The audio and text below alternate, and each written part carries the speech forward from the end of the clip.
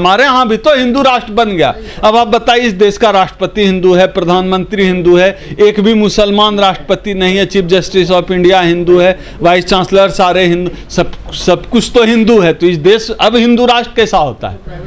अब बीजेपी बताए अब कैसा हिंदू राष्ट्र चाह रहे हैं? अब क्या पाकिस्तान में हिंदू प्रधानमंत्री, राष्ट्रपति, chief justice of India, IB, CID, CBI का चीफ बनाएंगे?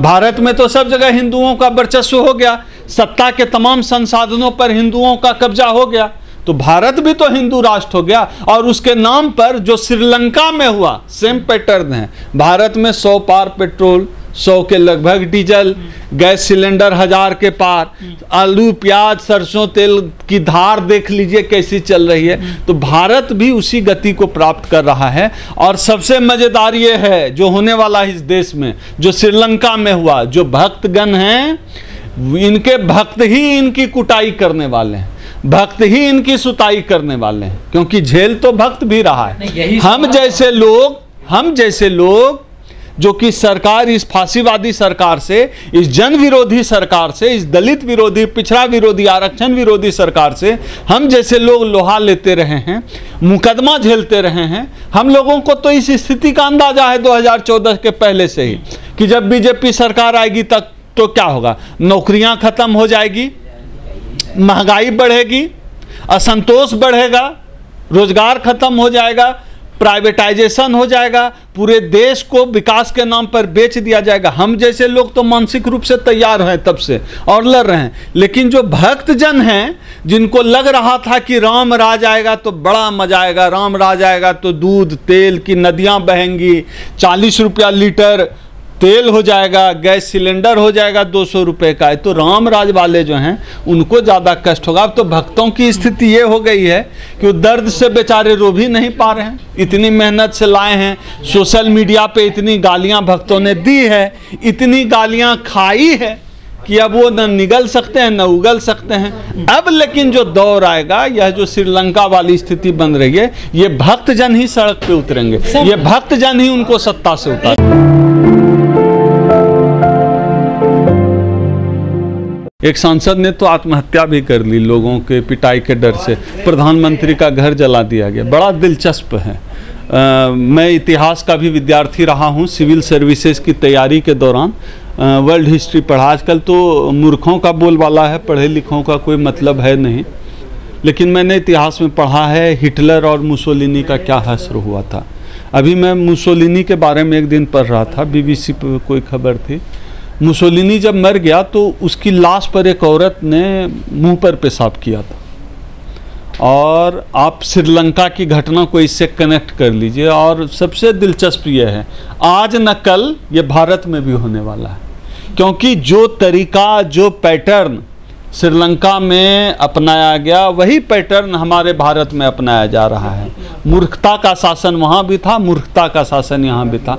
अंतर बस यही है कि भारत के लोग बहुत धीरज वाले हैं, बड़ा बर्दाश्त करते हैं। दुनिया के दूसरे देशों में इतना बर्दाश्त नहीं किया जाता है। मैं तो कई बार कह चुका हूं और कहता ही रहता हूं कि देश मोटा मोटी गृह युद्ध में झोंका जा चुका है। एक तो आय नहीं है, GDP जो है -22-3-4% चल रहा है, बेरोजगारी दर शीर्ष पर है। पिछले 48 साल में देश इतना बेरोजगार कभी नहीं रहा, कहीं रोजगार है नहीं, न कोई संभावना है। महंगाई चरम पे है, गैस का दाम 100 रुपये 1000 रुपये से ज़्यादा हो रहा है। पेट्रोल का दाम, पेट्रोल हर जगह 100 पार कर चुका है। तो महंगाई का ये आलम है। ऐसी स्थिति में दुनिया के और देशों में आप समझिए, ट्यूनेशिया में विद्रोह हो सकता है, इजिप्ट में विद्रोह हो सकता है, श्रीलंका में विद्रोह हो गया, प्रधानमंत्री का घर जला दिया गया, प्रधानमंत्री भागा भागा फिरा। भारत में थोड़ा स्लो है, लेकिन अब मुझे लग रहा है कि संभव है कि भारत भी उसी गति को प्राप्त करे। लेकिन सर लोग यहाँ तो सेंट्रल विस्टा बन रहा है भैया, मैं भी यही बता रहा हूँ, यहाँ भी वही होगा। ये भक्त, इनकी ज्यादा एक्सपेक्टेशन थी ना। हम जैसे लोग तो तैयार ही थे उस स्थिति के लिए, भक्त तैयार नहीं थे। भक्तों को लगता था 40 रुपया लीटर सरसों तेल हो जाएगा, पेट्रोल डीजल 10 रुपया 5 रुपया हो जाएगा, हर अकाउंट में 15 लाख आएंगे, गैस सिलेंडर 200 रुपये का हो जाएगा। तो भक्तों को लगता, हमको तो पता था क्या होगा। भक्त तैयार नहीं थे मानसिक रूप से इसके लिए, तो भक्त झेलेंगे इसको, और ये क्रांति भी भक्त ही करेंगे। धीरज धरिए थोड़ा। सर, जो हिंदू राष्ट्र रहा है, अभी एक एग्जांपल मैं इसमें और ऐड कर देता हूँ। ये जो किसान जातियां हैं, जो लोग धरना पर आंदोलन में बैठे थे, आपको क्या लगता है किस पार्टी के वोटर रहे? उसी पार्टी के वोटर रहे ना। तो इनसे तो सब त्रस्त हैं। जो सरकारी नौकरी में जो बड़े बड़े अधिकारी हैं, जिनका निजीकरण किया जा रहा है, वो किसके लोग हैं?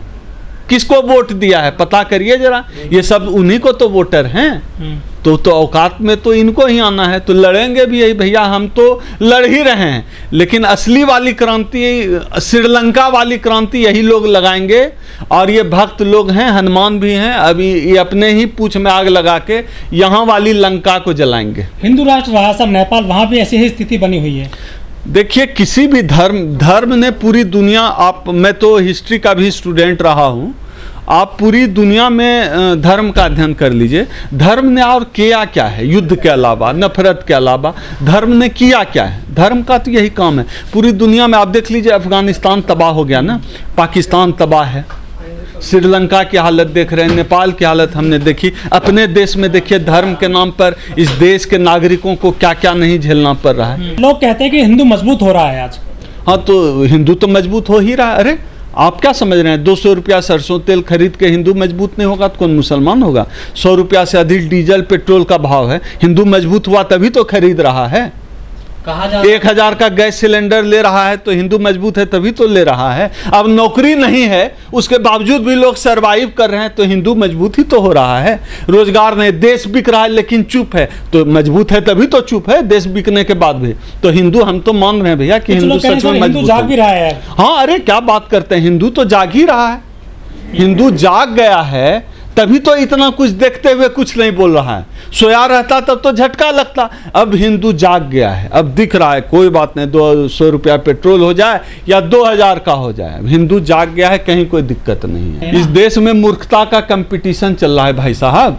पढ़े लिखे लोगों की यही मुराद, यही कीमत है कि अब ताजमहल को तेजो महल बताएंगे और कुतुब मीनार को शिवलिंग बताएंगे। देखिए, पूरी दुनिया अब जब इनका जो प्रतिनिधित्व करता है, इस देश का जो प्रधानमंत्री है मोदी है, मोदी को ही हिस्ट्री नहीं आता है, अलबल बकते रहता है वो आदमी।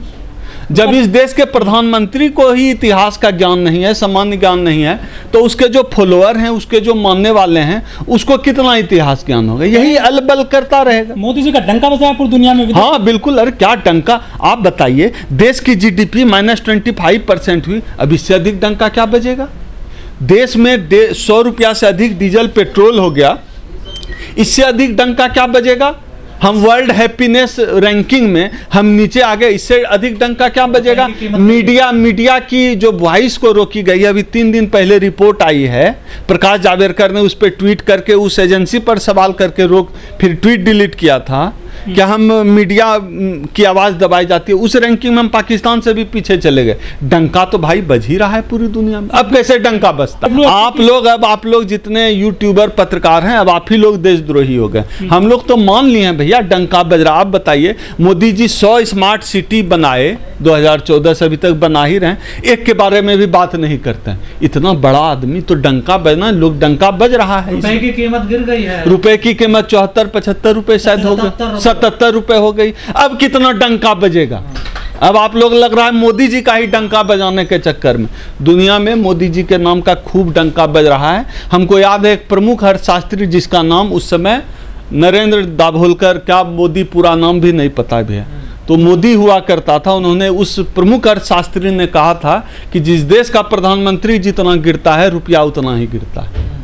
तो अब मोदी जी का ही, मोदी जी ने कहा था। हाँ, तो उनका ये बयान है, यूट्यूब में पड़ा हुआ है कि जिस देश का प्रधानमंत्री जितना गिरता है, उस देश का जो है रुपया उतना ही गिरता है। अभी तो अब 77 रुपये आप ही लोग बता रहे हैं कि हो गया है। अब कितना गिरे हैं खुद ही बता दें। मोदी सरकार से अर्थव्यवस्था के क्षेत्र में कामयाब नहीं हो रही है, इसके पीछे क्या? तो मोदी जी अर्थव्यवस्था किस क्षेत्र में कामयाब हो रहे हैं? हर क्षेत्र में फेल हैं।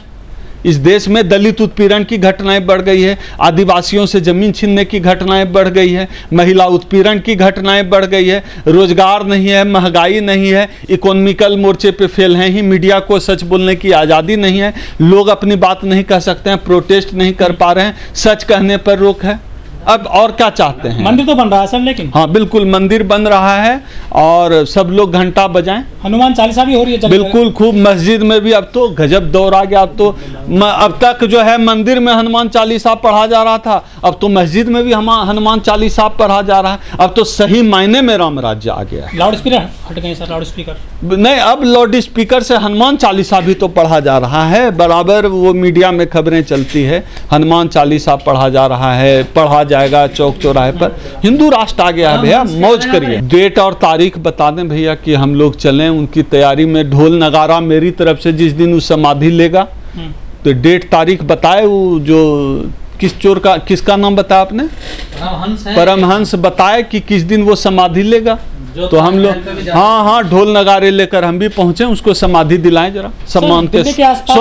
मेरा तो यह कहना है इसके समाधि कार्यक्रम में देश के प्रधानमंत्री को भी आना चाहिए, राष्ट्रपति जी को भी आना चाहिए, आदरणीय मोहन भागवत जी को भी इस परमहंस के समाधि कार्यक्रम में आना चाहिए। सर आपको भी लगता है कि संविधान को चल रहा है बुलडोजर देश में?